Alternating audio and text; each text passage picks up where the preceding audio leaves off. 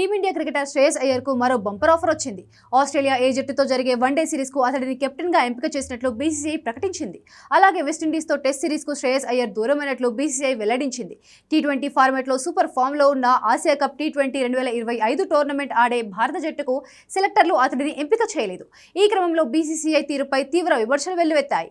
Australia ఏ జట్టుతో స్వదేశంలో అనధికారిక టెస్ట్ సిరీస్ కు భారత్ ఏ జట్టు కెప్టెన్ గా అయ్యర్ ను ఎంపిక చేసింది. ఈ నేపథ్యంలో ఆసీస్ తో తొలి అనధికారిక టెస్టు ఆడిన శ్రేయస్ అయ్యర్ విఫలమయ్యాడు. అయితే రెండో టెస్టు ఆరంభానికి ముందే కెప్టెన్సీని వదులుకోవడంతో పాటు జట్టు నుంచి తప్పుకున్నాడు. టెస్టులో రీఎంట్రీ కోసం ఎదురు చూస్తున్న సమయంలో శ్రేయస్ ఇలాంటి నిర్ణయం తీసుకోవడం భారత క్రికెట్ వర్గాల్లో చర్చకు దారితీస్తుంది. అయితే వెన్నునొప్పి కారణంగా 4 రోజుల పాటు ఫీల్డింగ్ చేయలేకపోతున్నానని శ్రేయస్ అయ్యర్ బీసీసీఐకి లేఖ రాసినట్లు వార్తలు వచ్చాయి. కొన్నాళ్ల పాటు రెడ్ బాల్ క్రికెట్ కు దూరంగా ఉండనున్నట్లు బోర్డుకు సమాచారం ఇచ్చినట్లు తెలుస్తోంది. తాజాగా బీసీసీఐకి కూడా ఈ విషయాన్ని ధృవీకరించింది. 6 నెలల పాటు Shreyas Iyer red ball cricket కు దూరంగా ఉండనున్నట్లు స్పష్టం చేసింది. ఈ క్రమంలో ఇరానీ కప్ మ్యాచ్ కు అతడిని ఎంపిక చేయలేదని స్పష్టం చేసింది. వెన్నునొప్పికి శ్రేయస్ అయ్యర్ యూకేలో సర్జరీ చేయించుకొని కోలుకుంటున్నారు. అయితే ఇటీవల సుదీర్ఘ ఫార్మాట్ లో ఆడుతున్న క్రమంలో అతడి వెన్నునొప్పి తిరగబెట్టింది. ఈ క్రమంలోనే అయ్యర్ ఈ ఫార్మాట్ నుంచి 6 నెలల పాటు విశ్రాంతి తీసుకోవాలని నిర్ణయించుకున్నాడు.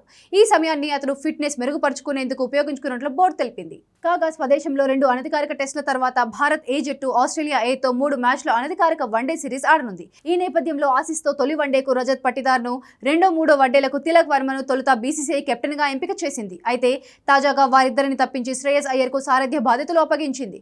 ఆసియా కప్ 2025 ముగిసిన తర్వాత తిలక్ వర్మ 2, 3 వన్డేల్లో వైస్ కెప్టెన్ గా ఎంట్రీ ఇవ్వనున్నాడు. అతడితో పాటు హర్షిత్ రాణా, అర్షదీప్ సింగ్ కూడా ఈ సిరీస్ ఆడతారు. మరోవైపు రజత్ పటిదార్ ఇరానీ కప్ మ్యాచ్ లో రెస్ట్ ఆఫ్ ఇండియా కెప్టెన్ గా ఎంపికయ్యాడు.